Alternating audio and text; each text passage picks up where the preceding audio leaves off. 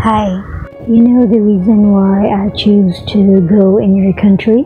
It's because I don't understand your language, and the only time that we can understand each other is that when we both laugh.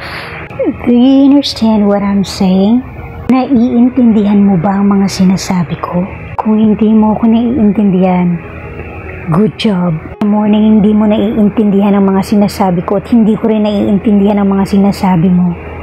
Masasaya ang buhay natin. Dahil oras na malaman mo ang mga sinasabi ko at oras na malaman ko ang mga sinasabi mo, pareho lang tayong mapapaisip.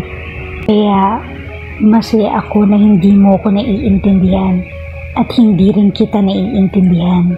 Pero ang mga ngiti at tawa mo, talagang pangmalakasan. Grabe, hindi mo lang alam kung paano mo ko napapasaya araw-araw.